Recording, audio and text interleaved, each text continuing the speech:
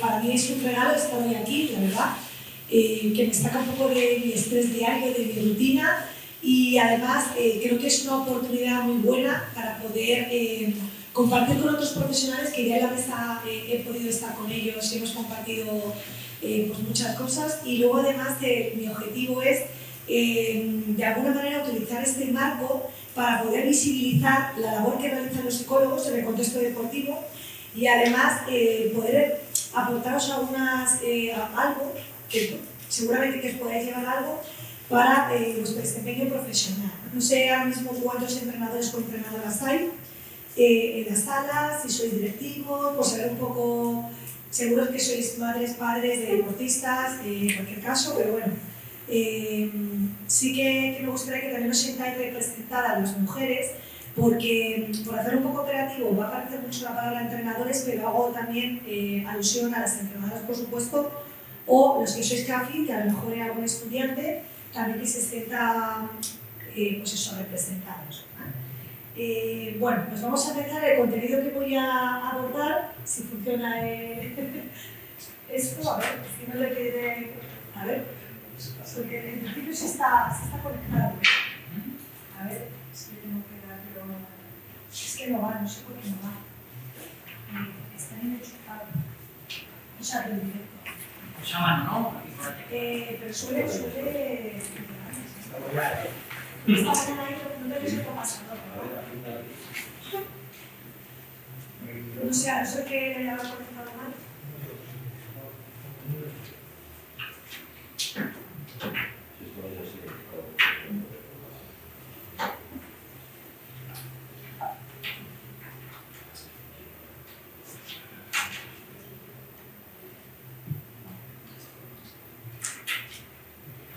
Si no le vamos a estar ya está. Es que...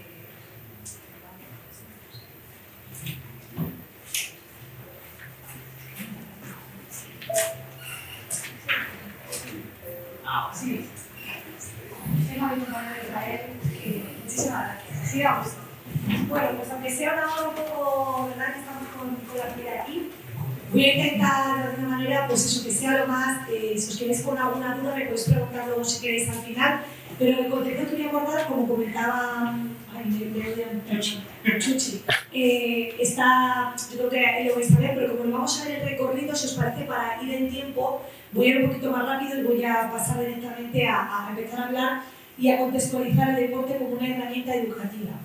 Ya que de alguna manera el deporte, pues un poco como punto de partida, podemos decir a rasgos generales que es un elemento de cohesión social desde el punto de vista de que, por ejemplo, cuando España ganó el Mundial de Fútbol, aparte de que se generó una euforia colectiva con el gol de Iniesta, pues de alguna manera si el deporte se utiliza, está bien utilizado, pues puede servir también para unir personas que tienen una pasión común, como en este caso era el fútbol, y sí que de alguna manera pues generó emociones, en este caso positivas, para todos aquellos apasionados, por ejemplo, del fútbol, ¿no? Por otro lado, también es una herramienta que fomenta actitudes no más valores, como decía esta mañana el doctor, que me ha parecido muy interesante la ponencia que ha hecho, la última ponencia que se ha realizado, y también el deporte es una herramienta que forja el carácter y la forma de vivir. Muchos de vosotros sois o habéis sido deportistas y sabemos que el deporte trasciende a nuestra vida desde el punto de vista de que nos marca como personas. Yo que vengo de la gimnasia rítmica, alguna vez he compartido esto desde el punto de vista de que la disciplina que he practicado me la he llevado yo a mi vida. Era un deporte tan duro, tan exigente, en el cual la perfección estaba, tenemos que llegar a la perfección porque el error estaba penalizado. Entonces eso te marca de alguna manera, te traspasa también a tu vida. Y también es verdad que para practicar determinados deportes hay rasgos de personalidad que también nos encaminan hacia esos deportes que practicamos.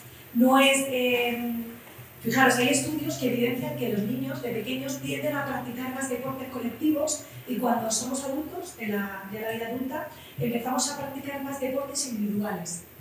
¿Por qué? Pues porque a lo mejor resulta más complicado también el conciliar, por muchas otras cuestiones que no voy a profundizar, pero lo dejo ahí para que lo podáis también un poco investigar. Y luego también el deporte, en mi opinión, también es una experiencia integral e integradora, desde el punto de vista de que también el deporte es un medio de impulso social. También incluimos personas que tienen, ¿verdad?, pues dificultades, y también es un medio para una herramienta. Respecto al tema del deporte también, sabemos que el deporte tiene inherente una serie de valores intrínsecos. Bueno, primero intrínsecos porque son propios del deporte, pero también intrínsecos porque te desarrolla a ti como persona, te marca, como decía antes, te transfiere también una serie de valores. Ahora bien, en mi opinión, lo adecuado y lo interesante sería enfocar el deporte que se esté centrado en la persona, sobre todo enfocada a la salud. De ahí que resalto la importancia del deporte de base y el trabajo psicológico, que muchas veces está olvidado. Es decir, podemos hablar que dentro del entrenamiento deportivo hay 4 patas: la físico, la técnico, la táctica y los aspectos mentales o psicológicos que los entrenan, que los trabajan. Muchas veces son los propios entrenadores, entrenadoras que tienen que asumir esas competencias cuando ellos a veces no tienen los conocimientos o no pueden llegar por falta de tiempo y porque no es su competencia, ¿verdad? Ellos asumen, ahora voy a explicar esto mejor, pero realmente sería necesaria, y por eso quiero también de alguna manera que entendáis que es una pieza clave dentro de este puzzle, la figura del psicólogo.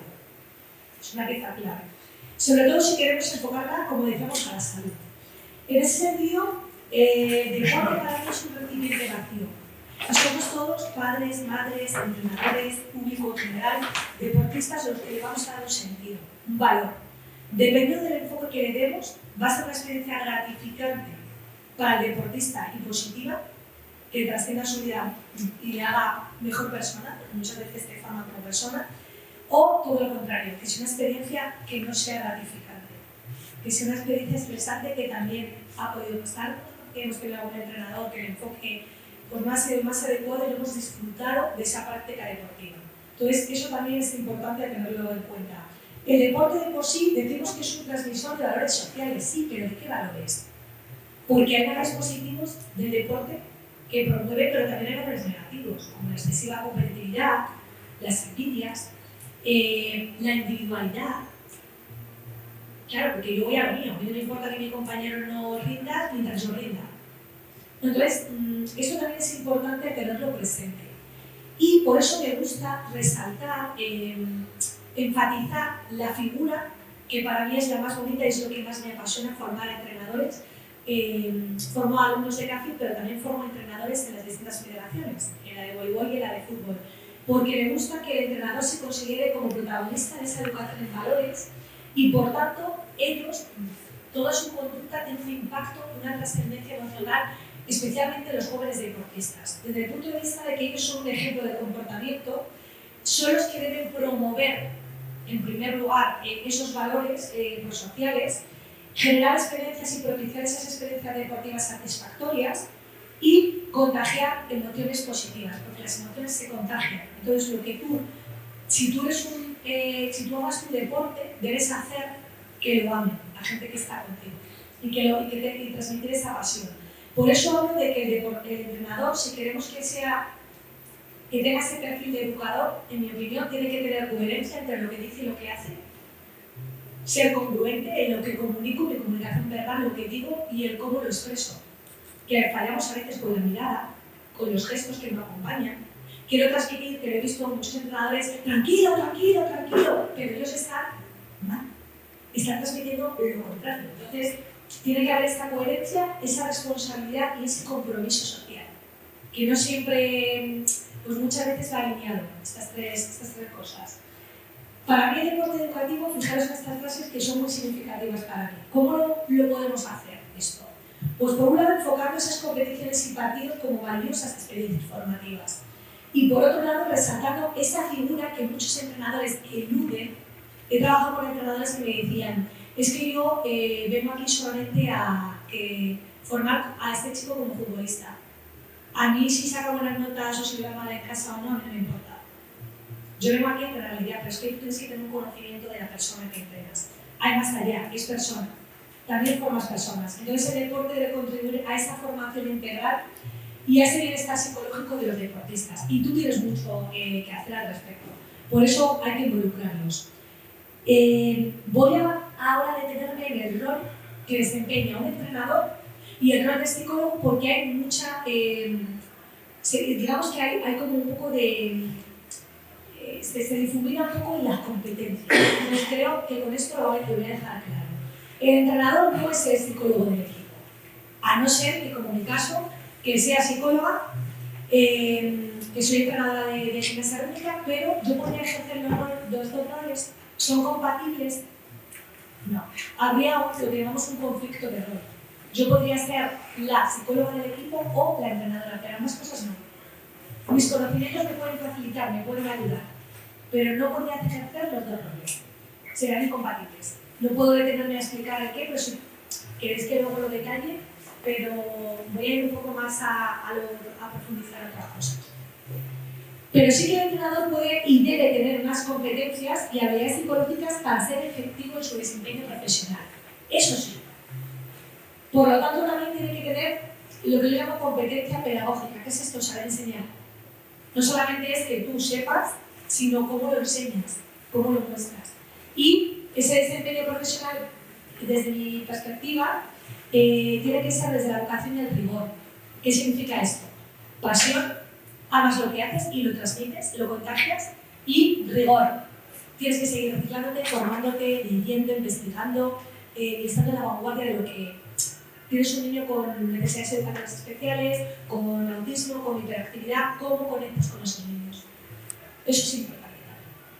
El entrenador, esta pregunta me hubiera encantado hacerosla porque muchas veces digo, ¿cómo? ¿Y puede influir en el funcionamiento psicológico de sus deportistas? Sí, ¿cómo? Pues fijaros en qué variables y qué competencias puede desarrollar. Potenciando la motivación de los deportistas, ayudando a disminuir el nivel de estrés, de ansiedad y exigencia que el propio deportista se pone, ¿no? Se marca. Fortaleciendo su autoconfianza y autoestima y dando un feedback constructivo. Todo esto es muy bonito, queda muy bien. Pero yo os pregunto, si hay algún deportista que por mucho que le diga a su entrenador, confío en ti, creo en ti, y está entrenando bien, no llega a rendir en la competición, ¿qué pasa? Es que eso a lo mejor no es suficiente, hay que ver más allá. Y ahí es donde entramos los psicólogos. Ahora voy a decir también lo que tenemos nosotros también, el trabajo que tenemos pendiente que hacer. Los entrenadores, ¿para qué pueden utilizar esas estrategias psicológicas? Pues para mejorar y optimizar el rendimiento, para lograr una mayor satisfacción del deportista, conseguir que esa actividad deportiva sea saludable y formativa. De esta manera evitamos el abandono prematuro del deporte y prevenimos lesiones. Que muchas lesiones, hay estudios que correlacionan estrés con lesiones. Y os invito a que podáis investigar al respecto, que hay muchos estudios muy interesantes. Por eso yo, si tuviera que resumir con un tuit, con una frase, con algo, ¿qué hace un entrenador? ¿Cuál es el rol? Es una velocidad. El principal gestor psicológico del equipo y de deportistas. No es el psicólogo, es el principal gestor, sí, porque es el que está, como digo yo, a pie de campo, a pie de pista, de tarima, lo que sea, con el deportista. Dentro de esas competencias que hablaba al principio de profesionales del entrenador, no solamente van a estar esos conocimientos técnico-tácticos, sino que tiene que desarrollar esas habilidades psicológicas, emocionales y sociales. ¿Quién las enseña? ¿Quién las entrena? Porque los cursos formativos de entrenadores a veces se quedan cortos. Entonces, eso es lo que creo que es importante, el reto que tiene, el desafío que tienen muchos entrenadores, ¿no? Yo voy a nombrar algunas para no poder extenderme en ninguna, pero me encantaría que no solamente tienes que fomentar la motivación, autoconfianza, autoestima, concentración, el estrés y la ansiedad, la toma de decisiones en tus deportistas. Es que tienes que mirarte a ti. ¿Cómo vas a motivar si tú no estás motivado? ¿Cómo lideras si tú no te autolideras? ¿Cómo gestionas el estrés tú? ¿Y cómo no vas a ayudar a tus deportistas a gestionarlo? Primero tienes que ser un ejemplo, un modelo, un referente para ellos. Pues estas cosas hay que plantearlas, ¿no? Pero luego está lo que yo llamo habilidades emocionales y sociales, entre las cuales destaco el autoconocimiento. Tengo que saber cuáles son mis puntos fuertes y débiles. Tengo que saber comunicar de forma eficaz, con asertividad y lo que llamo feedback adecuado. Saber regular mis emociones. realizar una escucha empática que no es lo mismo que la activa. Todos estáis ahora en modo escucha activa. Pero si yo digo quién está escuchándome de forma empática, quizás alguno no. ¿Por qué? Porque la escucha empática significa que yo estoy escuchándote desde tu marco de referencia, no desde el mío. Todos tenemos lo que yo llamo ruidos mentales. Ahora mismo hay algunos que estarán pensando en lo que tengo que hacer después, a la qué ponencia voy, a este móvil que me ha sonado tengo un mensaje. Esos son ruidos que tenemos todos. Pero para escuchar verdaderamente a un deportista hay que saber mirar, como digo yo, de una forma profunda. Esa es la escucha empática. Te estoy escuchando desde tu marco de referencia, lo que tú me cuentas, lo que tú necesitas. No lo que yo te quiero contar, decir, expresarte o lo que yo pienso, sino lo que tú sientes. ¿Vale? Y eso, fijaros por qué lo resalto, porque para la gestión de resolución de conflictos me parece una habilidad fundamental. ¿Quién no tiene un conflicto en su vida? Que lidia con alguno, en el ámbito personal, profesional y en el contexto deportivo. ¿Quién nos entrena a esto? Pues fijaros todo el trabajo que tenemos por hacer. Y los psicólogos también, que tenemos que afilar nuestras herramientas, porque yo también tengo que poner como psicóloga en modo escucha empática. Y yo también tengo mis estrategias. Una de ellas ha sido ponerme de pie. Yo no puedo conectar con los demás si no me siento cómoda, si no genero mi propio espacio de confianza o me acerco, ¿no? Entonces, para mí, el principal reto que os lanzo a todos los que sois entrenadoras, CAFI, no lo sé, ¿no? Es, primero, vocación, dar sentido a lo que hago. El sentido de trascendencia, ¿no? De, ¿para qué hago esto? ¿Cuál es la razón, el motivo que me mueve a mí a ser entrenador, a practicar este deporte? Entonces, apelo un poco al sentido de vocación, amar lo que hago, a educar desde el punto de vista que el deporte, le decíamos antes esta mañana, forma personas. Pero yo quiero formar las mejores personas. Yo siempre digo como docente que me encantaría que mis alumnos formar los mejores profesionales que pueden llegar a ser. Y en lo que busco realmente, ¿qué es la excelencia? Que es el aprendizaje, que el error me permite aprender. Es una oportunidad para aprender, para seguir creciendo, para sumar experiencias. Por eso me gusta enfocar el deporte como que te forma como persona desde el punto de vista que te desarrolla, te creces, ¿no? Y ese reto creo que es importante que lo tengan presente, pues eso, el buscar dar lo mejor de mí. Que esté lesionada, ¿cómo busco la excelencia estando lesionada? Con los handicaps, con las circunstancias personales, vitales que tenemos todos, ¿cómo consigo llegar a la excelencia? Os voy a dar una clave, fuera un poco del guión. Yo tengo un niño de 3 años y estaba con fiebre ayer. Y estaba como en modo madre de, si se pone peor, pero tenía tantas ganas de vivir, tanta ilusión. Y lo enfoco tanto desde el disfrute, que ya no busco tanto la perfección en lo que hago y hacerlo todo bien, la ponencia y que mi hijo... Era como, tengo estas circunstancias, ¿qué hago? Disfrutar, dejar que todo fluya, pero porque tú cambies tu perspectiva, tu mirada. Esto es muy de coaching, pero es verdad que hay que hacer un cambio de mirada a veces. ¿Qué hacemos los psicólogos? Para resumir un poco a rasgos generales, pues para mí son 3 funciones fundamentales. El rol de formador, que es lo que más me gusta, formar, asesorar a entrenadores y deportistas, y directivos también, porque habrá aquí muchos directivos, y investigar. ¿Qué somos los psicólogos del deporte? También somos entrenadores, ¿pero de qué? De habilidades psicológicas. Entrenamos la mente. El entrenamiento mental, ahí estamos nosotros. ¿Qué funciones tiene el psicólogo del deporte? Pues yo lo resumo en 2. Optimizar el rendimiento deportivo, buscar el bienestar psicológico de quién. Pues de los equipos, cuando trabajamos con equipos o con deportistas. Se ha creado una acreditación profesional de psicólogo del deporte en España, que no se lo he comentado antes al compañero, pero es verdad que no nos excluye, pero sí que yo estoy acreditada. Hay solamente menos de 200 psicólogos en España acreditados. Y se va a crear una acreditación también a nivel europeo. ¿Para qué? Para precisamente en nuestra profesión dar un pasito más. Ya no solamente se requiere que tengas una especialización, un máster, un doctorado, sino que además esta acreditación es como una garantía de a quién estoy contratando, ¿no? Un profesional que sabe, ¿no? Esto para que lo tengáis presente, que hay mucho vendedor de humo y tenéis que saber con quién trabajáis, quién tenéis al lado, qué formación tiene y que sepáis que hay psicólogos acreditados para ello, que hay que investigar un poco sobre ello. ¿Cómo trabajamos los psicólogos? Puede ser una intervención directa, directamente con el deportista, o indirecta, que es asesorando al entrenador, dotándole de esas estrategias, esas herramientas para que sea competente a nivel psicológico con su equipo, con sus deportistas. Esta parte es la de las que más me gusta. ¿Por qué? Pues porque, fijaros, lo ideal, lo que a mí me habría encantado hacer es que la parte psicológica se hubiera incorporado dentro de una planificación del entrenamiento. Que se pueda, de alguna manera, planificar, igual que con los microciclos, mesociclos, como se planifica todo, la técnica, la táctica, todo tiene su verdad, su planificación. Y los psicólogos solamente nos llaman o se acuerdan de nosotros cuando hay un problema. Cuando hay emergencia, yo llamo los psicólogos de emergencias. Entonces, cuando hay un problema en el equipo, algo va mal, nos contratan.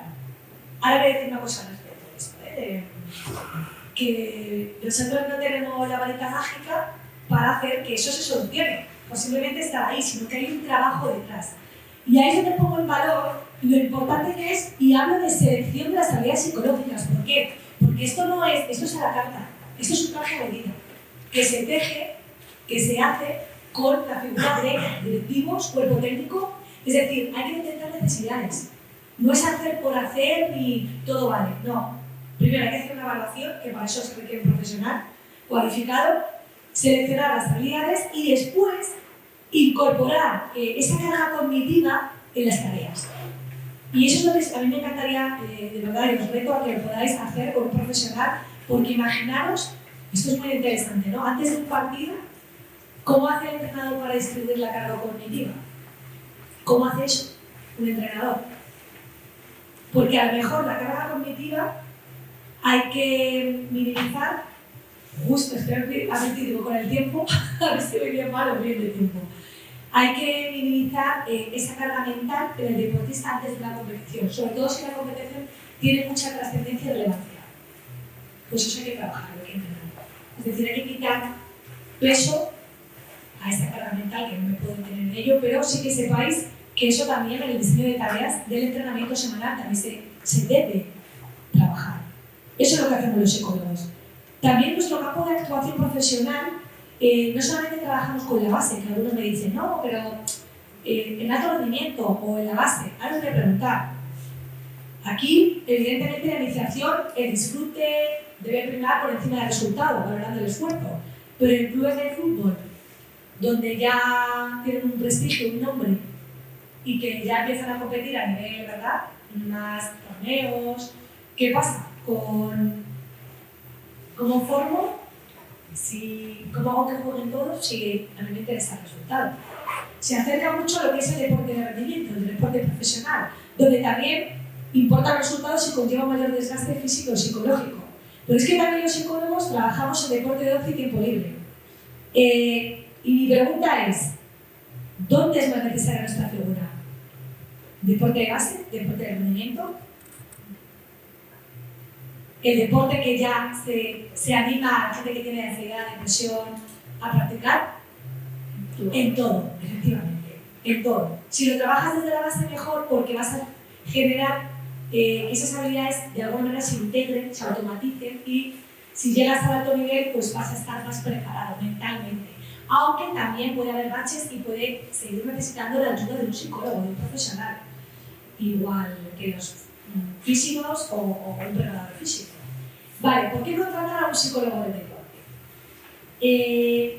Los psicólogos, lo que os decía antes, no hacemos magia, pero tenemos superpoderes. ¿Por qué? Y esto me gusta decirlo ahora.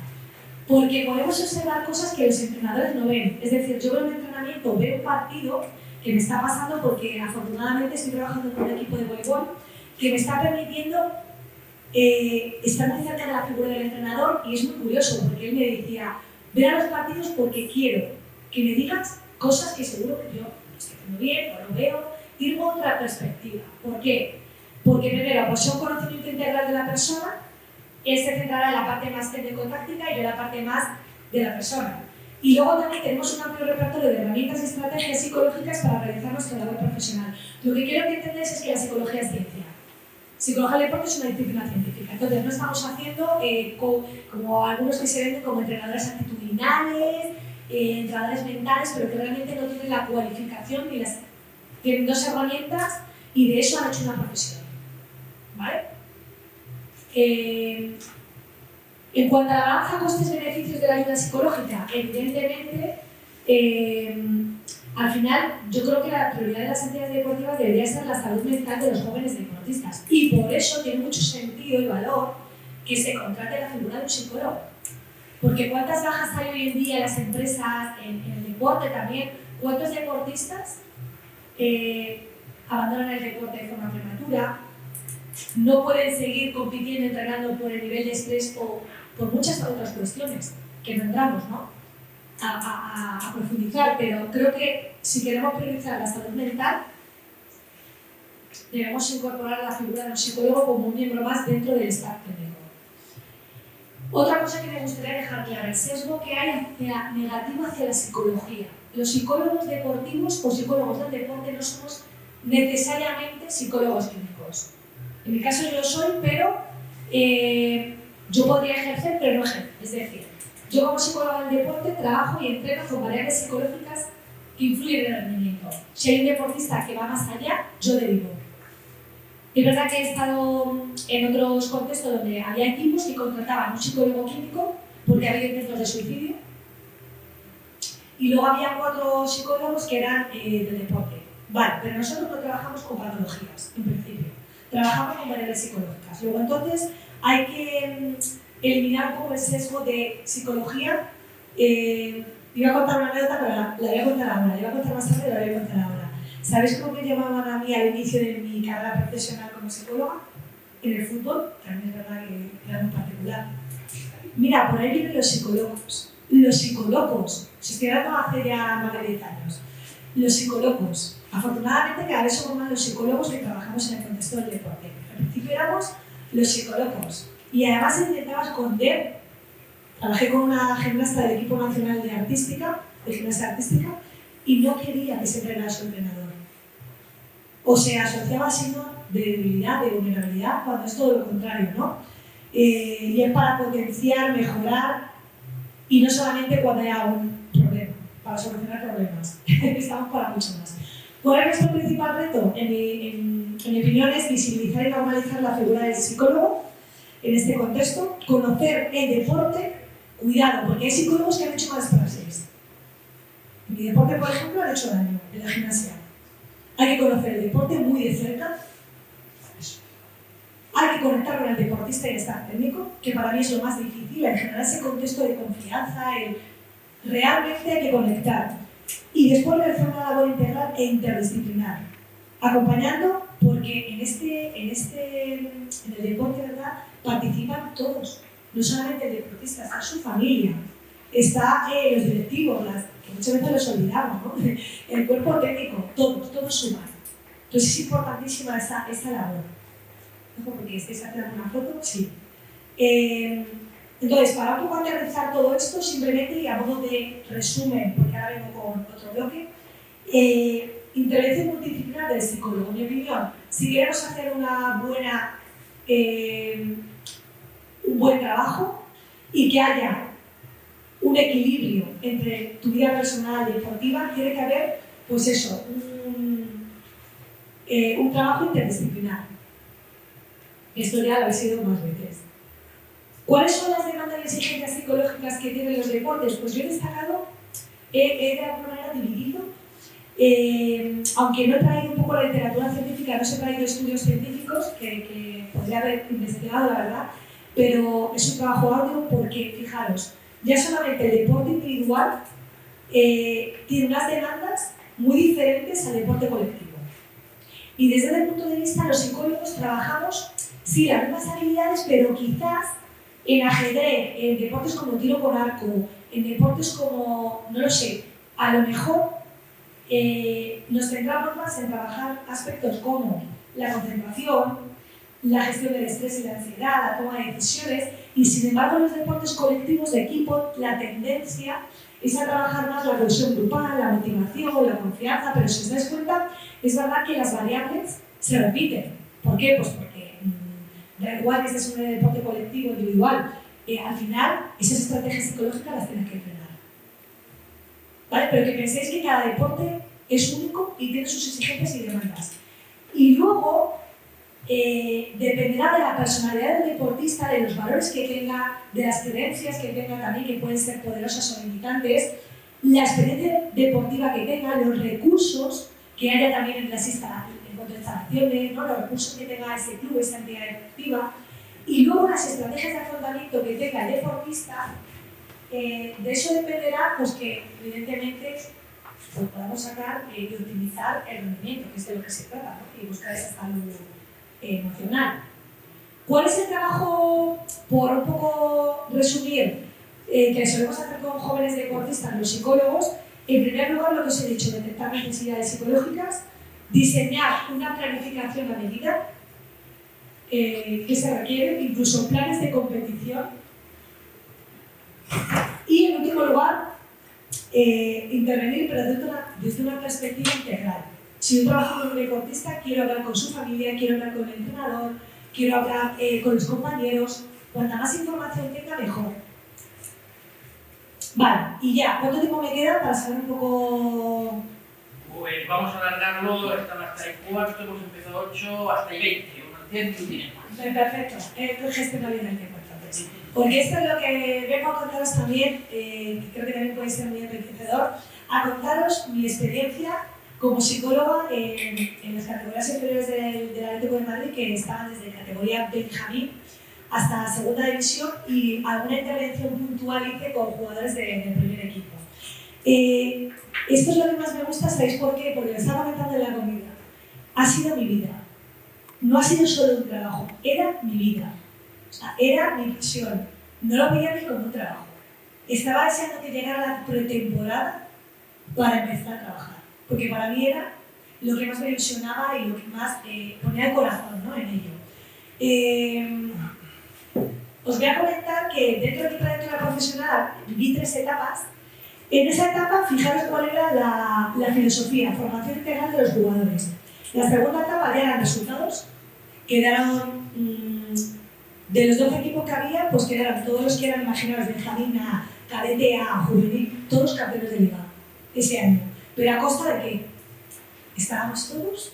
Bueno, os podéis imaginar la presión con la que trabajamos. Y luego la última etapa, que estaba vinculada al proyecto de la academia, en el cual ya quería vender la marca internacional, o sea, la marca Atlético de Madrid a nivel internacional, y fue cuando se asoció el Atlético de Madrid al Wanda, donde vino el socio de Wanda. Entonces, esa fue mi última etapa.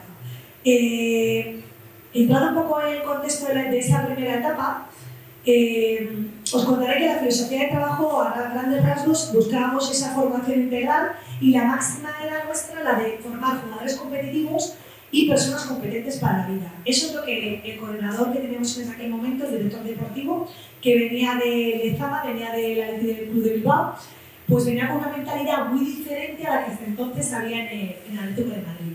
Entonces, él trajo esta filosofía de formar personas por encima de todo. Él decía, sí, venís aquí a formaros como futbolistas, pero sois personas. Y vamos a darle mucho peso a nuestra vida personal y la académica.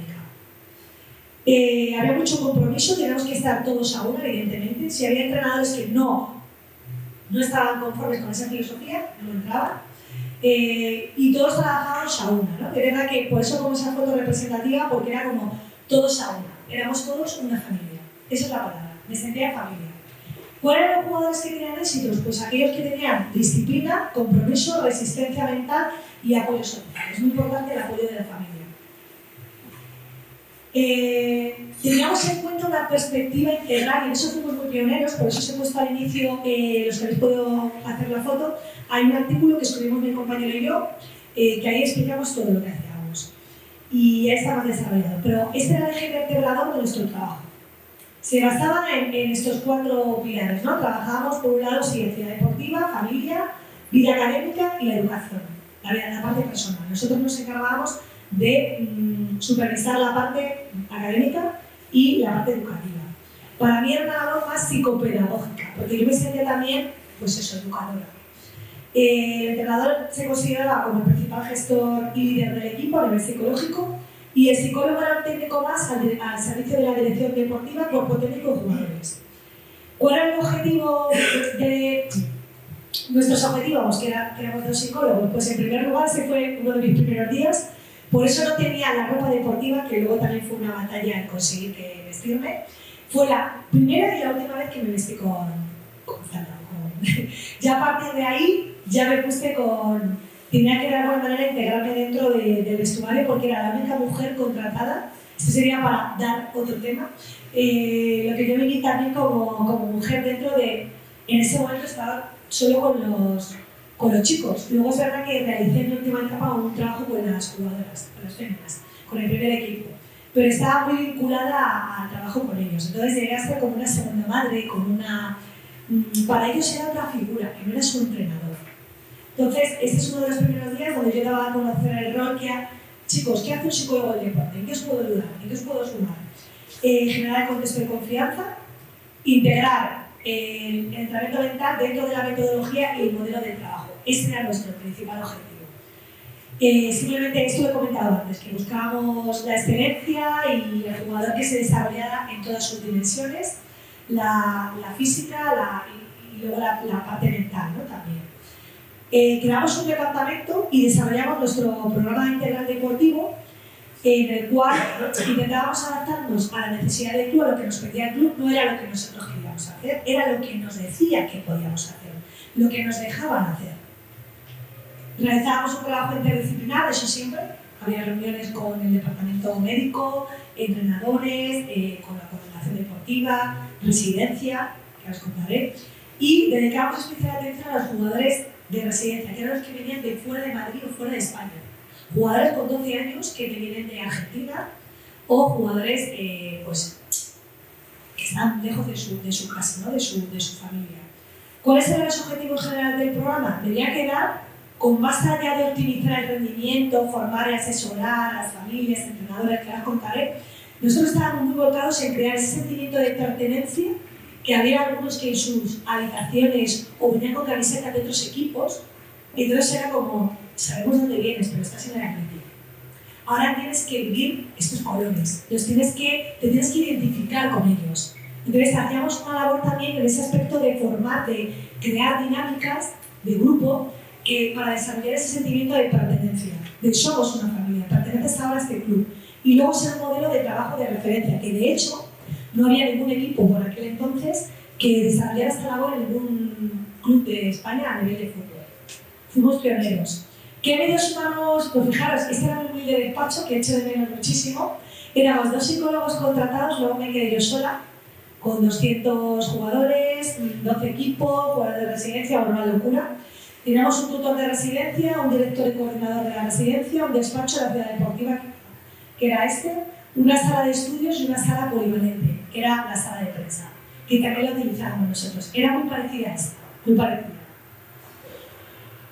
El departamento de psicología lo que éramos era el nexo de unión entre el cuerpo técnico, centro escolar, club, residencia, jugadores, familias. Imaginaros el volumen de trabajo y la cantidad de personas que tenemos que coordinar, que asesorar, que estuviéramos todos en sintonía y en la misma línea de trabajo. Nuestra programación simplemente iba enfocada no solamente a jugadores, sino también al cuerpo técnico, a las familias, servicios médicos y directivos. Es decir, hacíamos un acompañamiento integral al deportista, con los medios que teníamos. Luego empezaron a llegar alumnos de prácticas de diversas universidades que la verdad que nos ayudaron mucho, porque el departamento creció bastante. ¿Qué hacíamos específicamente? Voy contando con cada una de esas partes. Pues con equipos, por ejemplo, hacíamos dinámicas grupales para conocer a los compañeros, trabajar la cohesión, mejorar la comunicación, manejar conflictos que había dentro del equipo. En algunas ocasiones estaba el entrenador y en otras era mejor que nosotros estuviéramos con ellos, ¿no? Porque era como que se sentían más cómodos y más sueltos. Y por supuesto, esto no lo he dicho antes, pero guardando la confidencialidad.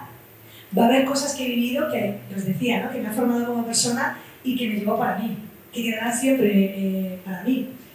¿Qué hacíamos en trabajo psicológico con jugadores? Pues hacíamos un seguimiento académico, les pedíamos las notas al final de cada trimestre, llevábamos un control de todo lo que hacían, estudios, hacíamos intervenciones psicológicas a nivel individual, a demanda.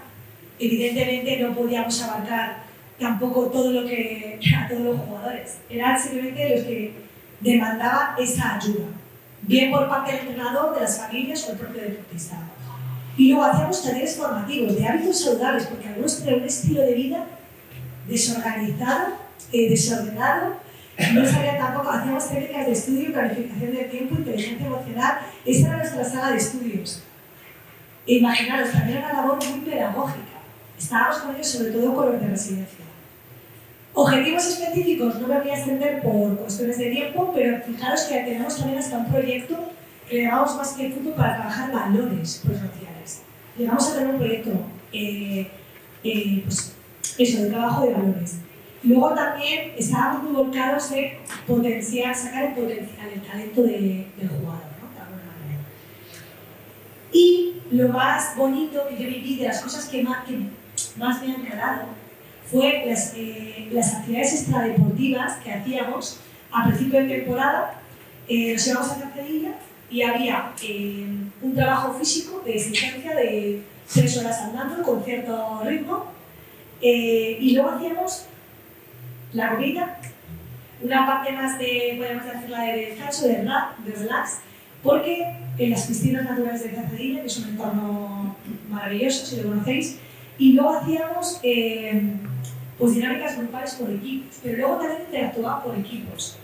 Y lo que hacíamos era dividirlos por categorías, es decir, estaban benjamines, alevines y cadetes, y luego estaban todos los juveniles, y luego aparte estaban los de segunda vez, segunda división y tercera división. Entonces los dividíamos por edades también, porque no puede estar un pre-benjamín o un benjamín o un alevín con un deportista más profesional, con un jugador más profesional. Y entonces ahí hacemos dinámicas, la pasamos fenomenal. Les llevamos a la base de Torrejón. Ahí empecé a utilizar mi labor de educadora, de llevarles al Museo del Prado. Les llevamos a muchísimos sitios, ¿no? A todos los jugadores. Y luego hacíamos una gala de Navidad y a final de temporada en la cual premiábamos a los equipos, ya no los resultados, eran los equipos, premiábamos valores deportivos, por notas también, o sea, por resultados académicos, y hacíamos también en la gala de Navidad un concurso de dibujo y de relato, o sea, de escribir. Entonces, tenía que ser bajo la temática del Atlético de Madrid y la Navidad, y luego los premiábamos. Y luego hacíamos una gala a final de temporada también para reconocer ese trabajo de valores de más a los equipos, que los compañeros más solidarios, los compañeros que han tenido conductas más de animar, de apoyar, y ahí estaban invitados las familias, los entrenadores, todo. Era la sala VIP del Calderón y todos los deportistas con las familias, y luego había un poquito de catering para estar todos ahí, bueno, era maravilloso. Eso era de las cosas más bonitas que he vivido. Y luego hacemos un acompañamiento integral a los jugadores de residencia y hacemos una labor de tutorización. ¿Qué significa esto? Que yo era su tutora que madre. Ellos no tenían a los padres, yo era su madre y su padre, para ellos. Les asesorábamos a nivel académico, la sala de estudios, hacíamos actividades formativas, es decir, una serie de actividades para acompañarles. Ya voy terminando porque me están sobrequedando diapositivas. Fijaros cómo gestiono el tiempo también, ¿eh? Porque es que de aquí podría contar tantas cosas, me resulta difícil. Resumir, ¿trabajo psicológico con entrenadores? Pues simplemente decir que buscábamos un desarrollo personal y profesional, hacíamos una labor de asesoramiento personalizada, nos reunimos con ellos, con cada uno, seminarios formativos, reuniones formales periódicas y contacto regular, antes y después de los entrenamientos. Fijaros, era estar todo el día trabajando. No hacíamos otra cosa. Y luego acompañar a las familias, pues ayudarles a liderar a los padres en la vida académica y personal de sus hijos. Les hacíamos una reunión informativa al inicio de temporada para explicar la filosofía del club, protocolo de actuación, cómo se funcionaba. Les hacíamos también tener su espacio para asesorarles. Les organizábamos talleres formativos también a las familias. La verdad que estaba muy bien todo enfocado a ese acompañamiento. Y daros las gracias porque sé que he sido muy rápido. Si queréis hacer alguna pregunta estaré encantada de escucharos. Creo que lo vamos a hacer todo seguido, porque hay algunos que lo vamos a hacer todo seguido o me pueden preguntar ahora. Yo en teoría por el tiempo mejor luego, ¿no? Como queráis. Como queráis. Yo estaré encantada de... Pregunta por aquí.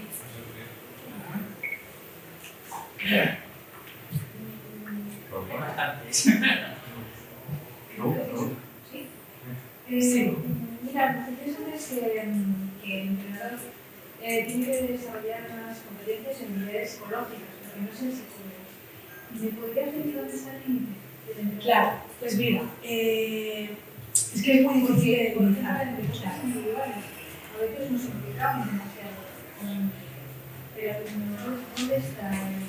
Vale, pues mira, si yo lo analizara te lo explicaría con la pizarra mejor, pero solo voy a utilizar un ejemplo para ver si os sirve. A ver si os sirve. Imagínate el iceberg, ¿vale? La parte visible del iceberg, ¿qué sería? El comportamiento, la conducta de la persona. Si bajamos, ahí estarían los sentimientos, las creencias, un poco los valores del deportista, de la persona. Pero si bajamos más, en la profundidad, ya en lo más profundo del océano, que ya está el agua por medio, está la personalidad.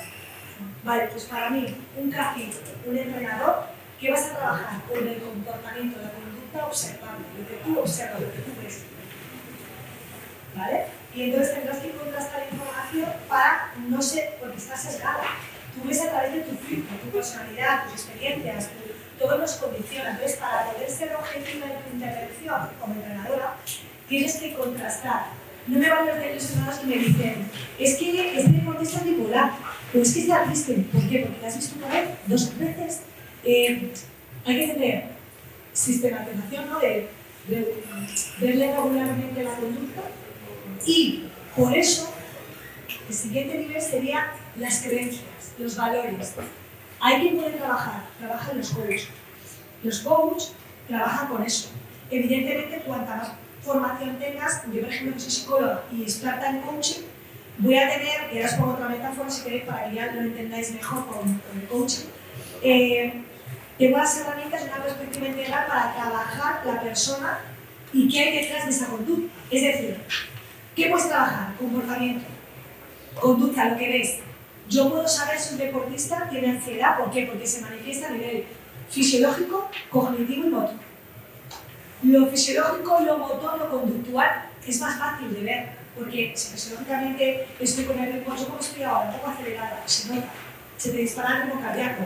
A nivel comportamental también, porque tú puedes estar más, te falta precisión, ¿no? Pero luego lo que es lo cognitivo, lo mental, ahí entra con los psicólogos.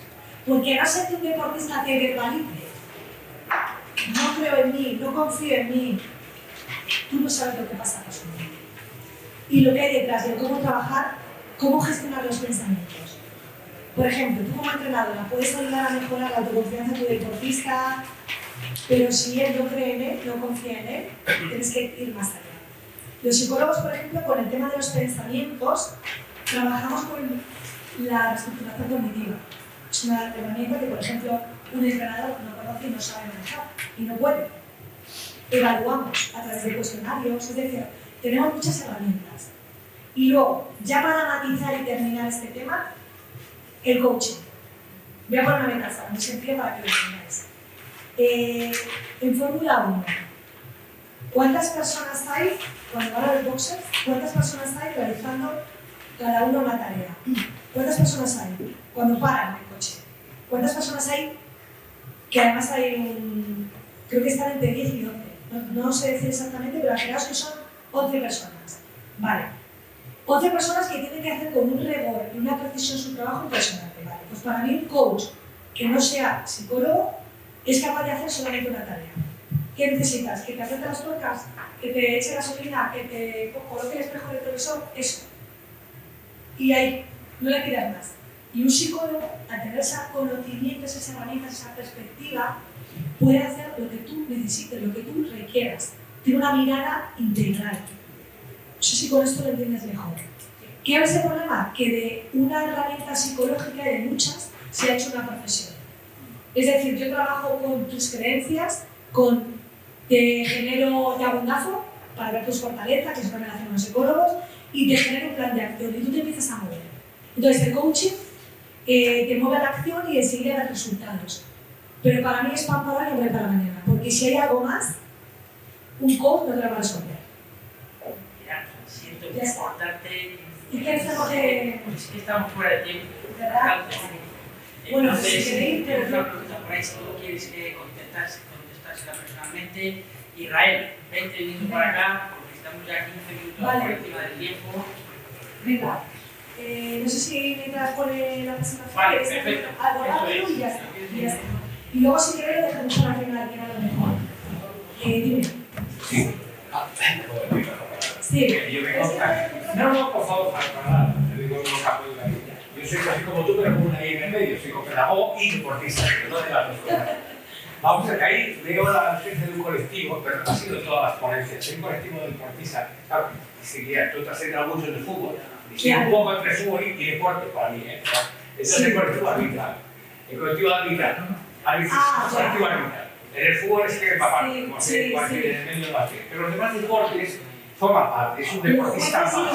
Es un deportista más. De hecho, también la federación mía, soy de hockey. La federación mía, el presidente de la española, de la catalana, el servidor que será aquí, además somos árbitros, curiosamente, pues somos los únicos que permanecemos durante años, que no nos vamos nunca. Entonces, ¿cómo gestionas tú la labor? No eres la psicóloga de los árbitros, eres del club. Entonces nosotros nos faltan árbitros como el fútbol, que sobran y hay mucha pasta, pero entonces nosotros nos falta, y estamos ya pensando, antes ponía cada equipo un árbitro en otro partido, ahora estamos pensando que cada uno que ascienda a primera jugador de haga 20 tenga que arbitrar abajo, para que tenga ese contacto de alguna forma. ¿Cómo gestionas tú, cuando tienes los colectivos de deportistas, su labor con los árbitros? No tú gestiones a los árbitros, sino qué representas para ellos en el trato con los árbitros o lo que ellos arbitran, cómo consideras que si los niños pequeños deberían de arbitrar tal vez. Es que claro, yo también te la pregunta de una manera y ahora cuando has dicho de si los niños pequeños deberían arbitrar. A la par de jugar, obligar que se arbitren para que no haya esa... A ver, nosotros trabajamos más con la autorregulación emocional, es decir, y que con los entrenadores desde el punto de vista de que tú, ¿qué quieres transmitir? Ser un ejemplo, ¿tú qué haces con los entrenadores? O sea, con los árbitros, ¿cómo te comportas? Entonces es un poco en esa línea, ¿no? De regular tus emociones cuando son emociones negativas, cuando no las sabes gestionar de forma adecuada. Por eso digo autorregulación, no digo autocontrol. Las emociones no las podemos controlar, pero sí, cuando son negativas, pues cómo las gestionamos. Es una pregunta complicada. Recojo lo que me has dicho de que me falta abordar árbitros y jueces. Árbitros y jueces. Pero es una pregunta difícil. Yo la recojo desde el punto de vista de yo también tener presente y el cómo podemos trabajar con ese colectivo de pequeños, pero es que al final es lo que tú muestras. Yo creo que el principal trabajo, si me permite, ya con esto resumo, es tú eres testimonio. ¿De qué? De lo que haces. Tú con tu ejemplo, con tu conducta, sirves de modelo, de referente. Entonces, ¿tú qué haces respecto a un árbitro? ¿Cómo te comportas con los jueces? Yo creo que va un poco alineado en esta actuación.